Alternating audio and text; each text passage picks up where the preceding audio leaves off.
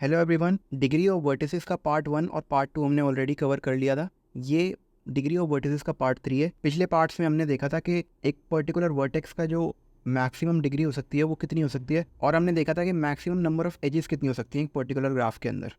आज हम देखने वाले हैं कि मैक्सिमम नंबर ऑफ ग्राफ्स कितने हो सकते हैं। ओके, सो फॉर एग्जांपल, अगर आपको नंबर ऑफ वर्टिसेस गिवन है जो n है, और आपको पूछा गया है कि मैक्सिमम नंबर ऑफ ग्राफ्स कितने हो सकते हैं, आप डायरेक्टली एक फॉर्मूले का यूज़ करके उसे पता कर सकते हो। So theorem 5 says the maximum number of graphs is 2 to the power n-1 divided by 2। But actual visualisation क्या है इसकी, वो आज हम देखेंगे, जिससे ये जो कॉन्सेप्ट है ये आपको क्रिस्टल क्लियर हो जाएगा। So let's get started. For example, अगर आपके पास 4 वर्टिसेस हैं, सो जो मैक्सिमम नंबर ऑफ एजेस हो सकती हैं, जिसका फॉर्मूला मैंने लास्ट वीडियो में आपको बताया था, जो मैक्सिमम एजेस होती हैं हमारे पास वो होती हैं n-1 डिवाइडेड बाई 2। अगर आपने मेरी लास्ट वीडियो नहीं देखी है तो डिस्क्रिप्शन में मैंने उसका लिंक दिया है, आप वहाँ जाके देख सकते हो। ओके, सो अगर हम इसमें वैल्यू को पुट करें n की, तो हमारे पास जो आंसर आएगा वो आएगा 6। तो मैक्सिमम एजेस जो हो सकती हैं वो 6 हो सकती हैं। ठीक है, तो हम इसी चीज़ को ड्रॉ कर लेते हैं। E1, E2, E3, E4, E5 and E6। सो ये है हमारी मैक्सिमम नंबर ऑफ एजेस। अब हमें पता करना है कि मैक्सिमम नंबर ऑफ ग्राफ्स कितने हो सकते हैं। तो एक चीज़ आपको समझनी है, वो ये है कि नंबर ऑफ वर्टिसेस से फ़र्क नहीं पड़ता ग्राफ्स कितने होंगे, हमेशा सेम रहेंगे। नंबर ऑफ वर्टिसेस कितने ही ग्राफ्स हम फॉर्म कर लें, नंबर ऑफ वर्टिसेस हमेशा सेम रहेंगे। बट नंबर ऑफ एजेस बदल सकती हैं। एजेस का जो कनेक्शन है वो चेंज हो सकता है, जिसकी वजह से नंबर ऑफ ग्राफ्स जो होंगे वो बढ़ेंगे। फॉर एग्जाम्पल, अगर हम एक भी एज ड्रॉ ना करें ग्राफ में, सारी एजेस आइसोलेटेड रहें, तो हमें एक नल ग्राफ मिलेगा, राइट, जो कुछ ऐसा दिखता होगा, जिसमें सबकी डिग्री 0 है। और ये भी एक टाइप का ग्राफ ही है। लेकिन अगर हम एक एज ड्रॉ करें E1 और बाकी सारे जो वर्टिसेस हैं उन्हें आइसोलेटेड रखें, तब हमें एक दूसरे टाइप का ग्राफ मिलेगा, विच इज़ दिस, राइट। तो जो दो वर्टिसेस हैं हमारे पास, उनकी डिग्री 1 है और बाकियों की 0 है। जो एजेस नहीं है हमारे पास, वो मैं डॉट से डिनोट कर देता हूँ। मतलब ये एजेस जो हैं, जो मैं डॉट से डिनोट कर रहा हूँ, ये नहीं है ग्राफ के अंदर। तो यहाँ पर आपको 5 एजेस दिख रही होंगी, 1, 2, 3, 4 एंड 5, जो ग्राफ के अंदर नहीं है। और जो प्रेजेंट है ग्राफ में वो E1 है। तो ये भी एक टाइप का ग्राफ है।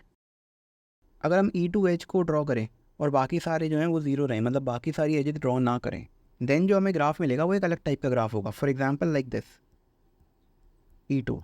ओके, ऐसा ग्राफ हमें मिलेगा। जैसे जैसे अलग अलग एजेस फॉर्म हो रही हैं, वैसे वैसे नंबर ऑफ ग्राफ्स भी बढ़ रहे हैं, राइट। तो इसकी काफ़ी सारी पॉसिबिलिटीज़ हैं। ऐसे भी हो सकता है कि दो एजेस कनेक्टेड हो, यानी कि E1 और E2 हो, E1 भी हो और E2 भी हो, और बाकी सारी एजेस ना हो, ऐसी भी पॉसिबिलिटी है। ठीक है, ऐसी पॉसिबिलिटी है कि 3 एजेस हों हमारे पास, और एक ऐसी भी पॉसिबिलिटी है कि सारी एजेस कनेक्टेड हो। ये हमारी लास्ट पॉसिबिलिटी हो सकती है। बट यहाँ पर हमने 4 वर्टिसेस की बात की।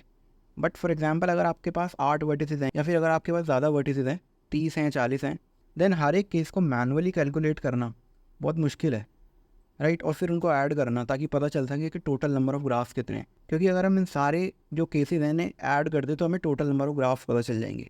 बट इसका एक फॉर्मूला है जो शायद आपने डिजिटल लॉजिक में भी पढ़ा होगा और बिट सिग्नल में भी पढ़ा होगा, जो है 2 to the power n। But यहाँ पर हम लिखेंगे 2 to the power e, क्योंकि यहाँ पर एजेस है हमारे पास जिनकी वजह से केसेस फॉर्म हुए, राइट। और कितनी एजेस है हमारे पास, यहाँ पे 6 एजेस है, जिससे टोटल नंबर ऑफ केसेस बनेंगे 64। बट मैंने आपको ऑलरेडी एक चीज़ बताई थी कि जो वैल्यू 6 हमारे पास आई थी, वो मैक्सिमम नंबर ऑफ एजेस जब हमने कैलकुलेट की तब हमारे पास आई थी। इसका मतलब ये है कि अगर 2 to the power n को देखें, तो इसमें जो n है बेसिकली ये बिलोंग करता है मैक्सिमम एजेस को। इसीलिए हम लिख सकते हैं 2 to the power n-1 divided by 2। Okay, ये हमारे मैक्सिमम नंबर ऑफ ग्राफ्स एक सिंपल ग्राफ के लिए। मैं एक बार इसको समराइज़ कर देता हूँ इस कॉन्सेप्ट को। इसमें मैंने क्या करा, इसमें सबसे पहले मैंने नंबर ऑफ वर्टिसेस लिए 4, ओके, और उनके हिसाब से जो मैक्सिमम एजेस आई हमारे पास वो 6 आई। उसके बाद मैंने जो ये 6 एजेस थी इसको एक्सपैंड किया, देखा कि कितने नंबर ऑफ केसेस बन सकते हैं अगर हम अलग अलग तरीके से एजेस को कनेक्ट करें ग्राफ के अंदर, जिसकी वजह से ये वाला ग्राफ फॉर्म हुआ, ये ग्राफ फॉर्म हुआ और ये भी ग्राफ फॉर्म हुआ। बट ऐसे बहुत सारे नंबर ऑफ केसेस बन सकते हैं। और हमने पढ़ा है डिजिटल लॉजिक में भी कि जो जो टोटल नंबर ऑफ केसेस होते हैं बाइनरी सीक्वेंस में, वो 2 to the power n होते हैं, राइट। ये आपने बिट सिग्नल में पढ़ा होगा। बट हम यहाँ पर n की जगह e लिखेंगे, क्योंकि एजेस की वजह से केसेस जो है वो इन्फ्लुएंस हो रहे हैं। और फिर जब हम e की जगह 6 लेंगे, क्योंकि नंबर ऑफ एजेस जो है हमारे पास वो 6 हैं, तो हमारा जो आंसर आएगा वो 64 आएगा। तो मतलब टोटल नंबर ऑफ केसेस है 64। अब अगर आप इस फॉर्मूले को 2 टू द पावर n इसको कंपेयर करोगे या कोरिलेट करोगे इस चीज़ के साथ, तो आपको समझ आएगा कि जो n की वैल्यू है यहाँ पर बेसिकली ये मैक्सिमम नंबर ऑफ़ एजेस को ही बिलोंग कर रही है।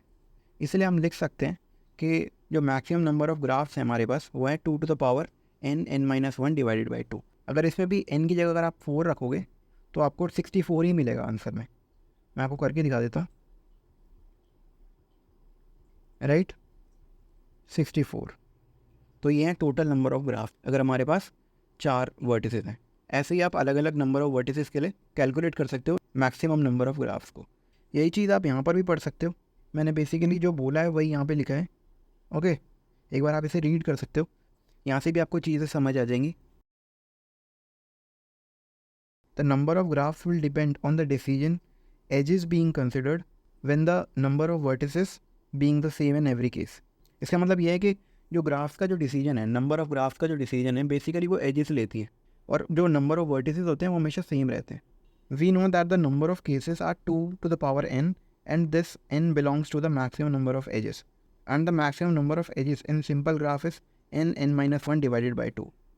So the maximum number of graphs is 2 to the power n(n-1) divided by 2. एक छोटा सा कॉन्सेप्ट है जो मैं आपको समझाना चाहता हूँ जो बहुत इंपॉर्टेंट है। फॉर एग्जाम्पल अगर आपको क्वेश्चन में दिया हुआ है how many graphs are possible with 4 vertices, okay तो यहाँ पर आप क्या करोगे, यहाँ पर आप जो फॉर्मूला है number of maximum number of graphs निकालने का उसी को यूज़ करोगे, ठीक है, 2 to the power n(n-1) divided by 2, जिसकी वजह से आपको आंसर जो मिलेगा मिल जाएगा 64। बट व्हाट इफ़ अगर आपको बोला हो कि जो नंबर ऑफ वर्टिसेस हैं वो 4 हैं और जो एजेस हैं वो 1 है, साथ में एक एज है। अब आपको बताना है मैक्सिमम नंबर ऑफ ग्राफ। अब आप ये फॉर्मूला यूज़ नहीं कर सकते इस केस में, क्योंकि 4 वर्टिसेस हैं और एक ही एज की बात की गई है। इस फॉर्मूले के हिसाब से हम सारी एजेस को कंसिडर कर रहे हैं। अगर एक एज हो तो भी, अगर 2 एज हो तो भी, और 3 पे भी, और इवन अगर सारी एजेस हो मतलब मैक्सिमम नंबर ऑफ एजेस हों ग्राफ के अंदर, उस केस को भी हम इसमें कंसिडर कर रहे हैं। बट इस क्वेश्चन में अगर आप देखोगे एक एज के लिए हमें बताना है कि नंबर ऑफ़ ग्राफ कितने हो सकते हैं। दैट इज़ वाई सबसे पहले हम maximum number of edges calculate करेंगे जो होंगी n(n-1) divided by 2 which is 6। तो हमें पता चल गया कि मैक्सिमम नंबर ऑफ़ एजेस जो है हमारे पास 6 हैं और हमें चूज़ करना है उसमें से एक एज को। 6 एजेस हैं हमारे पास और एक एज को चूज़ करना है। तो अगर आपने कॉम्बिनेशन पढ़ा होगा तो आपको डायरेक्टली समझ आ जाएगा कि इसका बेसिकली जो कॉन्सेप्ट है वो ये है कि 6c1 अगर हम यहाँ लिख देंगे तो हमें पता चल जाएगा कितने नंबर ऑफ़ ग्राफ्स पॉसिबल हैं। ऐसे ही अगर हमें बोला होता है यहाँ पर कि 1 की जगह अगर हमें 2 एजेस के लिए बोला होता तो हम 6c2 कर देते। अगर हमें 3 एजेस के लिए बोला होता तो हम 6c3 कर देते, राइट। इसका जो फॉर्मूला होता है अगर आपको नहीं पता तो मैं बता देता हूँ, NCR n factorial upon n-r factorial और r फैक्टोरियल, बेसिकली ये इसका फॉर्मूला होता है। ओके, इसको अप्लाई करके आप पता कर सकते हो कि इतने नंबर ऑफ़ ग्राफ्स पॉसिबल है। अगर तो क्वेश्चन ऐसा है कि उसमें बस बताया गया कि नंबर ऑफ़ वर्टिसेस इतने हैं तब आप यूज़ करोगे इस फॉर्मूले को। बट अगर कोई स्पेसिफिक केस गिवन है, मतलब एजेस आपको गिवन है कि इतनी एजेस होनी चाहिए, तब आपको बताना है कि नंबर ऑफ़ ग्राफ कितने हैं, तब आप इस फॉर्मूले का यूज़ करोगे, ठीक है, इन फॉर्मूले का यूज़ करोगे। अगर आप इसे कैलकुलेट भी करोगे तो आप ये देखोगे कि 6c0 plus 6c1 6c2 6c3 plus 6c4 6c5 6c ये जो होगा 2 टू द पावर 6 के ही इक्वल होगा, मतलब टोटल नंबर ऑफ ग्राफ के ही इक्वल होगा ये जो, अगर आप इसे पूरे को ऐड करोगे तो। बट इस पर्टिकुलर इसको देखोगे सिर्फ तो ये नल ग्राफ के लिए, अगर जब एक भी एज आपके पास ना हो। अगर इसको देखोगे तो ये अगर एक एज आपके पास हो, अगर आपको बोला है एक एज कैलकुलेट करने के लिए तो आप इसे यूज़ करोगे। ये 2 एजेस के लिए है और ये 3 एजेस के लिए, ये 4 के लिए, देन ये 5 और ये 6 के लिए। ओके, अगर आपको बोला गया है क्वेश्चन में कि एटलीस्ट 2 एजेस के लिए बताओ, आपके पास 4 वर्टिसेस हैं एंड देन आप बताओ कि एटलीस्ट 2 एजेस के लिए कितने नंबर ऑफ ग्राफ पॉसिबल हैं। एटलीस्ट का मतलब है या तो 2 हो या 2 से ज़्यादा हो, कम से कम 2 तो हो। तो आप क्या करोगे, 6c2 plus 6c3 plus 6c4 plus 6c5 6C6 इसे कैलकुलेट कर लोगे। जैसे ही आप इसे कैलकुलेट करोगे तो आपको पता चल जाएगा कि एटलीस्ट 2 एजेस के लिए कितने नंबर ऑफ ग्राफ पॉसिबल है। इसका एक मेथड 2 भी है। आप डायरेक्टली ये कर सकते हो कि 2⁻6 में से माइनस कर सकते हो 6C0 + 6C1। ये एक मेथड 2 है इसको करने का। आंसर दोनों का सेम ही आएगा, बट ये एक दूसरा तरीका है करने का। इसमें हमने कुछ नहीं करा, बस जो ये वैल्यू थी, ये जो वैल्यू थी, इसको हम उठा के उस तरफ लेके गए, मतलब RHS में ले गए, बस यही करा हमने यहाँ पर। अगर आपसे एट मोस्ट भी पूछ ले तो भी आप सॉल्व कर सकते हो। ओके, एक बार क्वेश्चन देख लेते हैं, उससे ज़्यादा क्लियर हो जाएगा। सो पहला जो क्वेश्चन है वो कहता है कि how many graphs are possible with 4 vertices and 1 edge. जिसके लिए डायरेक्टली आप पहले क्या कर सकते हो, मैक्स एजेस कैलकुलेट करोगे कि मैक्सिमम नंबर ऑफ एजेस हो कितनी सकती हैं ग्राफ के अंदर, जिसमें 4 वर्टिसेस है, ठीक है, तो वो है 6। और आपको एक एज के लिए कैलकुलेट करने के लिए बोला है नंबर ऑफ ग्राफ्स को। जो आंसर आएगा आपको वो 6 आ जाएगा, यानी कि 6 ग्राफ्स पॉसिबल है जिसमें एक एज हो। Next question is how many graphs are possible with 4 vertices and at least 2 edges. और कम से कम 2 एजेस तो हों, तो आप डायरेक्टली इस फॉर्मूले का यूज़ कर सकते हो जो मैंने अभी आपको बताया। ओके, और ये किसके इक्वल होता है, 2⁻6, यानी कि बेसिकली ये मैक्सिमम नंबर ऑफ ग्राफ्स के इक्वल होता है। इसकी जनरलाइजेशन भी आपको मैं नीचे दे देता हूँ। मेथड 1 इसका ये है कि आप डायरेक्टली कैलकुलेट कर लो 6C2, 6C3, 6C4 और 6C6 तक कैलकुलेट कर लो, जो आंसर आपका 58 आएगा। अदरवाइज आप क्या करो, मेथड 2 यूज़ कर सकते हो कि आप 2⁻6 में से 6C0 और 6C1 को माइनस कर सकते हो। जनरलाइजेशन मैं दे देता हूँ इस फॉर्मूले की, एक n(n-1) divided by 2 C0 and then n(n-1) divided by 2 C1 and then ऐसे करते करते n(n-1) divided by 2 Cn is equals to 2⁻n(n-1) divided by 2। Basically ये पूरी इसकी जनरलाइजेशन है। मैक्सिमम नंबर ऑफ एजेस, और जो एजेस आपको क्वेश्चन में दी गई है, फॉर एग्जांपल अगर 0 है तो नल ग्राफ है।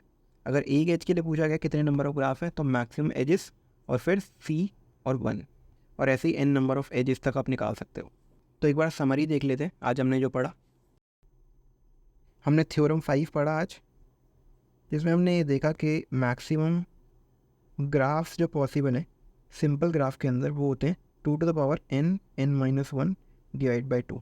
देन हमने इसकी एक विजुअलाइजेशन देखी।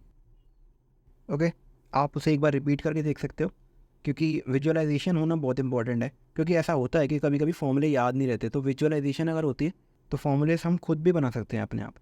एंड देन हमने एक छोटा सा कॉन्सेप्ट देखा कि हम कब कब यूज़ कर सकते हैं फॉर्मूले का और कब कब यूज़ नहीं कर सकते। जब हमारे पास नंबर ऑफ वर्टिसेस गिवन हो, सिर्फ नंबर ऑफ वर्टिसेस गिवन हो और पूछा हो कि कितने नंबर ऑफ ग्राफ पॉसिबल है, तब हम यूज़ करेंगे इस फॉर्मूले को। बट अगर कोई स्पेसिफिक केस हो तब हम यूज़ करेंगे इस फॉर्मूले को। आई होप आपको समझ आया होगा। एंड अगर आपको समझ आ रही है वो चीज़ें और आप फॉलो कर रहे हो इस सीरीज़ को, तो आप चैनल को सब्सक्राइब कर सकते हो, सो दैट फ्यूचर में अगर कोई वीडियो आती है देन आपको उसका नोटिफिकेशन मिल जाए। क्योंकि ये सीरीज़ बहुत लंबी होने वाली है और मैं बहुत डिटेल में चीज़ों को बताने वाला हूँ। वीडियो अच्छी लगे तो वीडियो को लाइक करना और शेयर करना अपने फ्रेंड्स के साथ और अपने कॉलेज ग्रुप्स में। Thank you so much.